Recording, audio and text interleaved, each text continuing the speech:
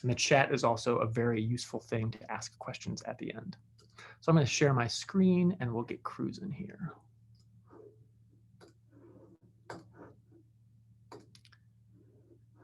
Fair warning, Zoom is about to do the nuts thing where it takes over your whole computer. All right. So I've titled this little session, Music Theory at Eastman. What should you expect from it and how to prepare? I want to talk about 4 basic things during our time today. First, I want to put in a plug for why I think it's important to study music theory. I'm a music theorist, so obviously I have a vested interest in this, but I think it's generally important for all musicians to have a pretty good grasp of this stuff. So I'll say a few words about that. Then I want to talk you through the theory placement exam, when it is, what it's for, and what we test on it. The placement exam then puts you into a certain track in our theory core curriculum. I want to talk to you about some of the tracks we can take through that curriculum. And last but not least, I'll finish with some thoughts about how you can prepare both formally and informally. And then we'll have some time for questions at the end. So first things first, why on earth would you study music theory? Well, Eastman specializes in giving you not just a great experience at learning how to play your instrument or sing very well or write very well or whatever it is you would come here to do. We're more interested in giving you a comprehensive musical education where we attack music from not just performative angles, historic, theoretical, all different kinds of things that give you kind of a complete musical package. And I think theory is a pretty important part of that. I also happen to think that music theory is a pretty critical an important part of you developing a kind of robust, versatile, and well-rounded musicianship.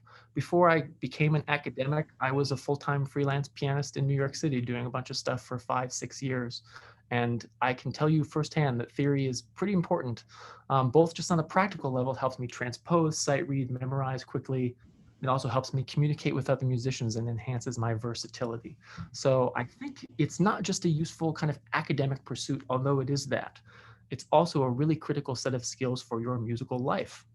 So it gives you some vocabulary to talk to other musicians about structures and the ways music kind of affects you, gives you certain sensations.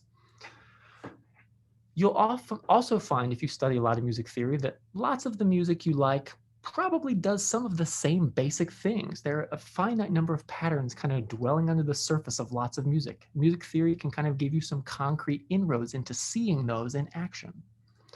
As I mentioned, it'll also give you a really useful set of skills. So music theory can help you transpose or read a score. If an instrument's not written in concert pitch, music theory can help you deal with that. It can also help you chunk music into larger pieces, which can help you with memorization and interpretation. And chunking into bigger pieces, of course, also helps with sight reading and being able to create some music out of whole cloth, improvise. Music theory can help you do that too. I could go on about what music theory is good for a long time, but I'll leave it there. You can ask me more questions at the end if you have them. So let's talk nuts and bolts. The theory placement exam. What is this thing? Well, it's a test that we'll give you if you choose to come to Eastman over this coming summer. And its job is to assess what your current level of theory and aural skills knowledge is. Now, this is a relatively unusual test in the world of tests you take, in that you cannot fail this test. What do I mean? The job of the theory placement exam is to place you into the right part of our curriculum. So we're interested in finding where you are with your skills and knowledge and finding the part of our curriculum that will most effectively meet you where you are, build on your strengths, and address some of your weaknesses. So please keep that in mind as you embark on a theory placement test. Even if you get placed into, say, the first semester fundamentals, that's not a failure. It's just a placement. That's the idea. So the test itself has 2 primary components, a written theory component and aural skills or ear training. And each of those components breaks down into 2 modules. The first module is basic fundamental stuff, and the second module kind of pushes the envelope a little bit. So especially in that second module, our goal is to push you until we reach the edge of your knowledge and skills. So we're going to try to find where you no longer understand what's going on. So as you're taking, say, the second module, if we ask you to do something and you say, I have no idea what that means, that's okay. That's the idea. Just again, find where your knowledge drops off, and then that informs our placement thinking. So what's specifically on this test? Well, the written part, the first part of the written test is about fundamentals. So what do I mean? The basic building blocks of tonal musical stuff. So key signatures and relationships between keys, like relative and parallel keys, spelling and recognizing major and minor scales, spelling and recognizing various intervals, kind of really basic building blocky stuff. And then of course, thinking about some triad and seventh chords spelling, quality, and inversions. So I might ask you, could you spell me a dominant seventh chord whose root is C? What note would be in the bass if it were in second inversion? That kind of a question. So that's a written theory fundamentals. Oral skills addresses the same basic kind of fundamental stuff, where we'd ask you to hear some intervals and identify their size and quality. Or I might give you, say, one pitch written on the page, and then I would play two other pitches and ask you to notate them. So I might give you an A, and then say, okay, notate the next two pitches for me if I did this.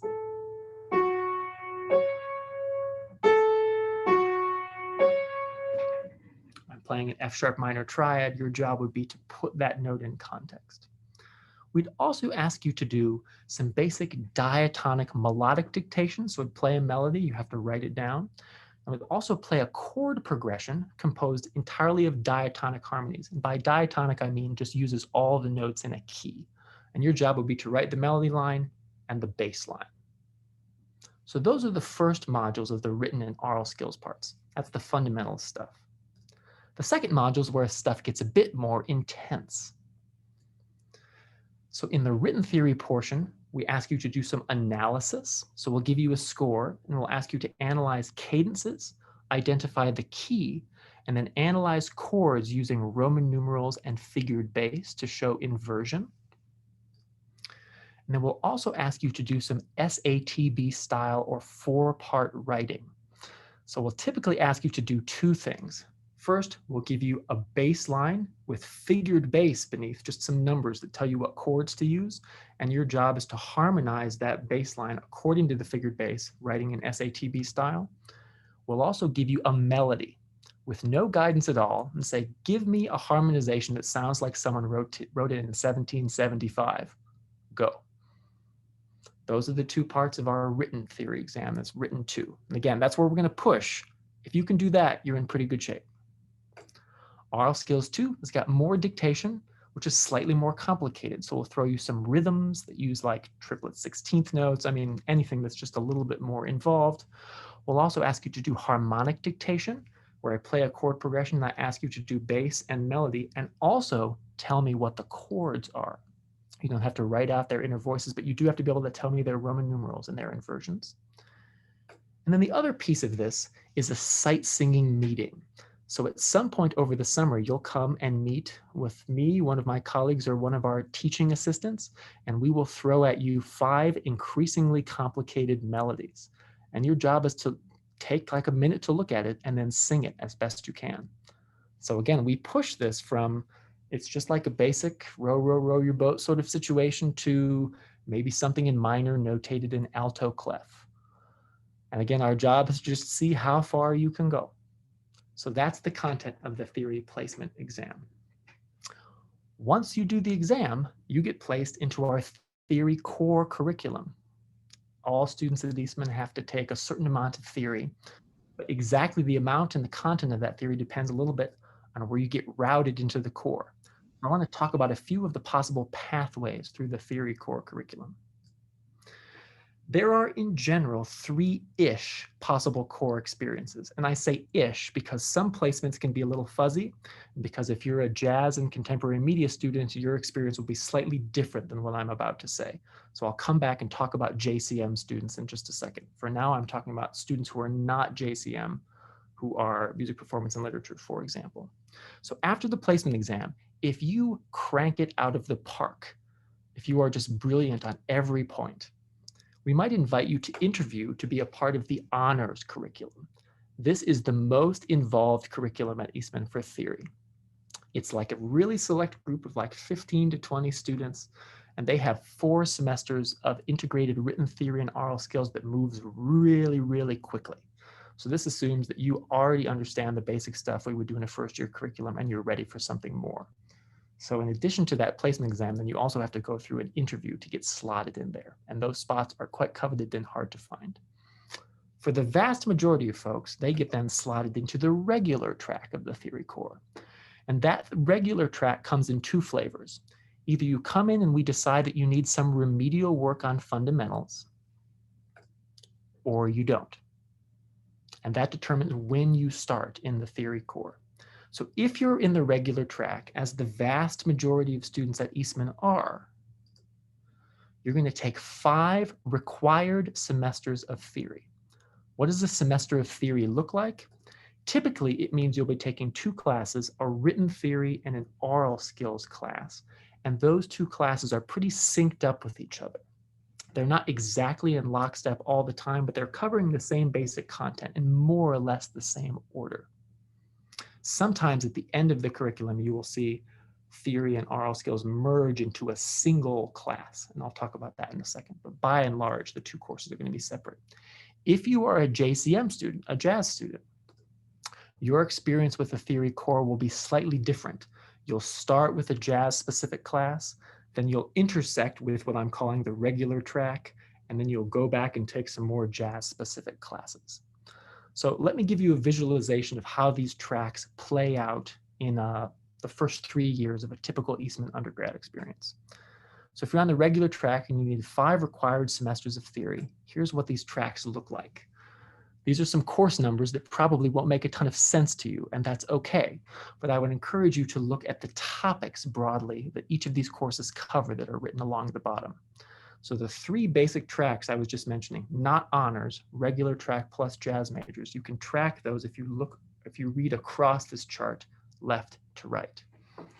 So no, we don't take credit for AP Music Theory. I will get back to that at the end.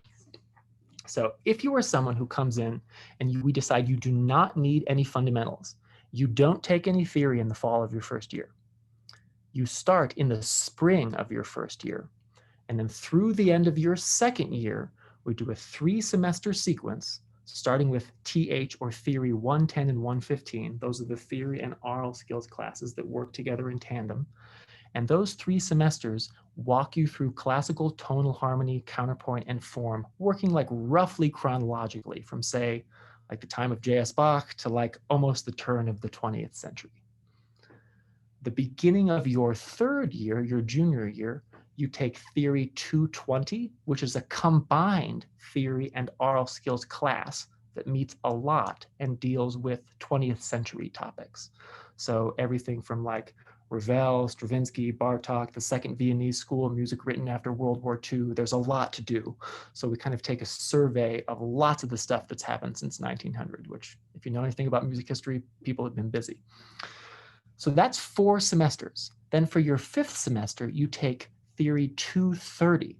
These courses actually don't exist yet. They're going to be created during your time at Eastman if you choose to come, because Theory 230 is a topical elective. It is on a particular theory topic that dives more into depth. So like I might teach a course on jazz theory for non-jazz musicians, for example. Someone might dive into romantic opera or Baroque counterpoint. This is an opportunity to kind of shape the end of your core experience in a class that's required, but that allows you to tailor what you're studying to your particular interest. If you are a student who comes in and you need fundamentals, you do start in the first semester of your first year with a fundamentals focused course. So that's the far left side of this chart. Theory 100 and Theory 105 are fundamentals focused theory and oral skills classes. And our job there is for you to get to know fundamentals cold. Like you need to know your way around the major scale as well as you know your way around your living room. Like no ifs, ands, or buts about it. Then you take 5 semesters total. That means that you finish in the fall of your third year with Theory 220. At that point, you are done with your required theory courses. If you wanted to take an elective afterward, you can. We're not going to stop you. We'd really encourage it, but it's not required to complete your 5 semesters of theory. If you're a jazz student, as I mentioned, you kind of begin with the jazz students in JCM 119, which is an intro to jazz theory course. You then come into the regular track with the other music majors for 2 semesters. And then you move into Theory 210J and 220J, which are jazz-oriented approaches to late 19th and 20th century topics. And then instead of having to take Theory 230, you take what I believe here is called JCM 220X, which is a jazz theory and arranging course that caps off your experience at a theory core proper. I realize that's a lot of technical detail, but I want to give you a sense of how the core would play out over your time, because heaven knows you'll be busy doing a lot of other stuff too, but theory feathers into that. So we've talked about the placement exam and what the core looks like.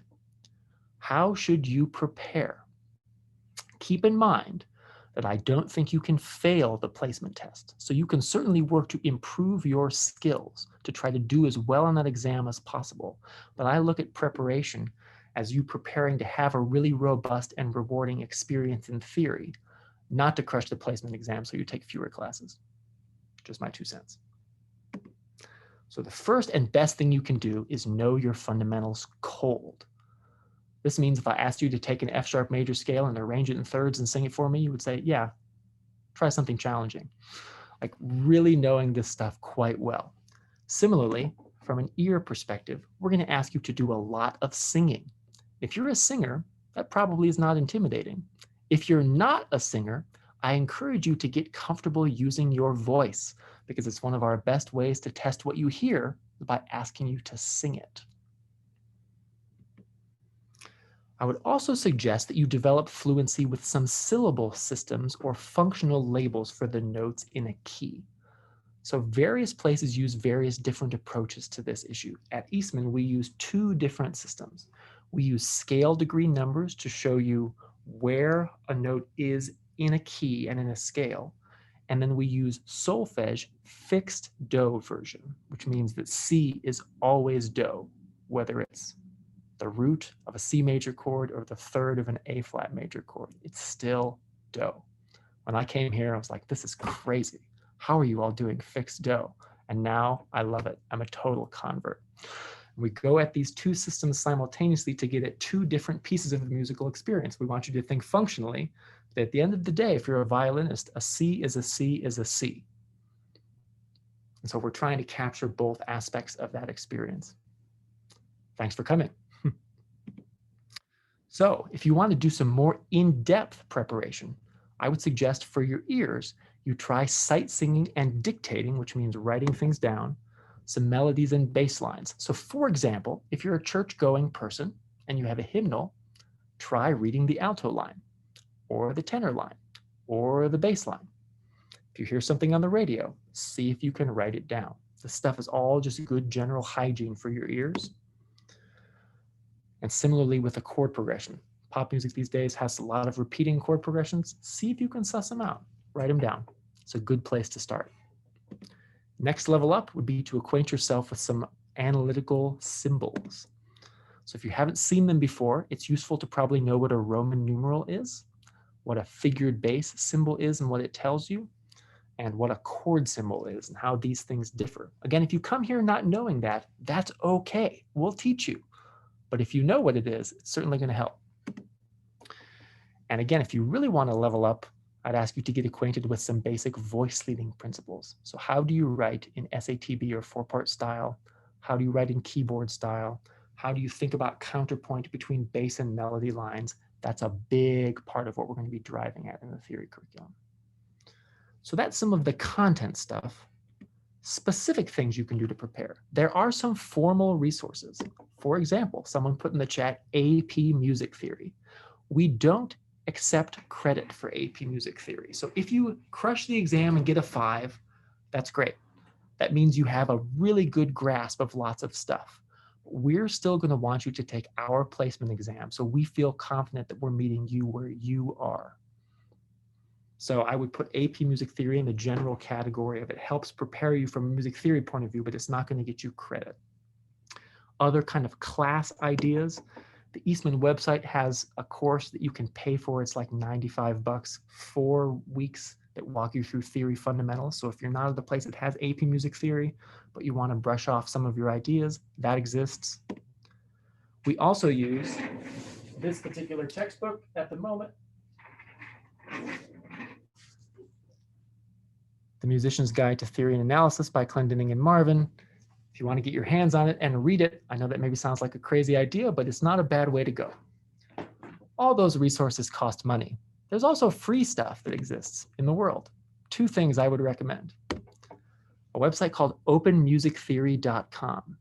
If you've not seen it, I encourage you to check it out if you have a music theory bent. It is a wonderful, open source, totally free textbook that tells you most of the things you would ever want to know about Intro to Music Theory.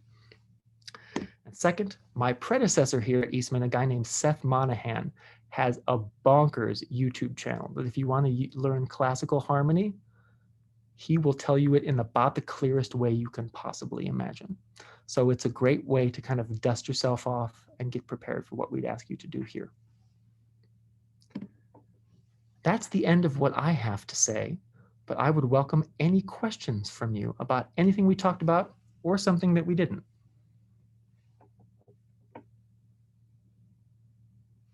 I'm going to stop sharing my screen so I can see more of you at once. Is the music theory placement exam timed? That is an excellent question. I am not sure yet. Typically, it is timed because in normal non-COVID times, you would all come and sit in a room together and we would give you 2 hours to do the exam. This summer, we're moving things online, and how exactly that's going to work from a time pressure point of view, I don't know with 100% certainty yet. There is a good chance that the exam will incorporate some kind of time pressure, but it won't be quite the same as sitting in a room all together. Christina, I might let you address where the Zoom recording will be. Yeah, we'll share that out in a link, an email following up. Great. And while I'm talking, I just wanted to mention there will be a discount code available for that E-theory course that Professor Baker mentioned. So if you're thinking of pursuing that, you might want to hold off until we send out that discount code. Cool. So lots of great questions coming in. When exactly will the placement exam take place? I also don't know the answer to that yet. I expect I will know it very soon. Flurries of emails have been flying around just within the last 2 days trying to get this finalized. So as soon as we know, we'll send that information out. Holden, is this a hand? Okay. No, but I do have a question. I was waiting for you to go through other questions. Go ahead since I saw you, and then I'll go back to the chat. Just one quick thing. So do the oral skills classes also do they only correspond with the theory classes? Like say, depending on the exam, can you test out or into like a certain different track for like oral skills compared to theory? That's a good question, and that's also in the chat. So there's a multi-part answer to this question. In general, wherever we put you, eventually you're going to be taking theory and oral skills together. So there's never a situation in which you would be taking sophomore oral skills while you're taking freshman theory. But we might say, I think you don't need to take freshman theory, only freshman oral skills. So you would take oral skills the second semester of your first year, then you would not begin taking written theory until the second year. Does that make sense? Yes, thank you. You bet. So the other thing, when I said 3-ish tracks, this is part of the ish, that sometimes it's rare, but we may place you not in honors, but further along in the regular curriculum. More often than not, we'll keep your theory and oral skills placements together. So we might drop you into this fall of your second year saying, I think you're ready to handle that. But sometimes we might stagger them at the beginning where you take theory but not oral skills, or vice versa. Let's see. Do JCM students take the placement exam? I believe that they do, although I'm not 100% certain about this since we've just revamped the curriculum. But my impression is that we do have placement information from JCM students. And if that's not true, Christina, do you know any more about that than I do? I'm not 100% sure, but I believe you're correct. I think all incoming students take it. Great. Yes, that was my thought as well. Do JCM students have the opportunity to take later classical theory classes? Absolutely, yes. There's really no limitation on the kinds of elective theory you can take other than the total number of credits you have available. So no one's going to stop you from taking Baroque counterpoint as an upper level elective if you're interested in doing that as a JCM student, for example. Are theory and oral skills classes every day? Basically, yes, but they feather in with each other like this. So for example, in the first year, you would take written theory Monday, Wednesday, Friday, and you would take oral skills Tuesday, Thursday. Written theory is typically like a big lecture on a Monday, and then breakout sessions with graduate instructors on Wednesday or Friday. But sometimes it doesn't do that. Sometimes, like right now, for example, I'm just circulating among small groups and teaching them once every 2 or 3 class sessions. So there are varying designs, but in general, that's how it works. What does the honor track look like? It's intense. They move very, very quickly. There's a big emphasis on keyboard playing and also on composition. So right now, for example, they're doing like 2-part inventions, writing fugues, getting their hands around much like larger kind of works. Whereas in the regular theory curriculum right now, we're still thinking about like small phrase forms like sentences and periods at the end of the first semester of a written theory class. So they move at drastically different paces. Other questions? I apologize since I can't see you all. The safest bet is probably to put it in the chat.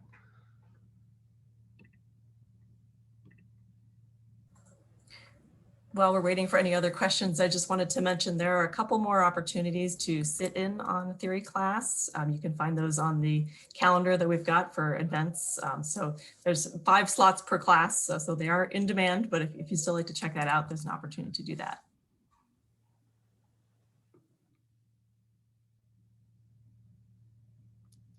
Any other questions?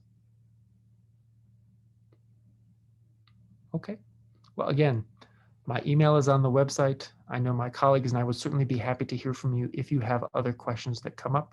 Our job is to be helpful, but we can't be unless we hear from you. So reach out if you have questions. And please accept my best wishes on figuring everything out this spring. I know it's a crazy, exciting, but also totally nuts time. I hope I'll be seeing many of you in a classroom in September when COVID is more over. In the meantime, best wishes. Thank you. Thanks for coming, everybody.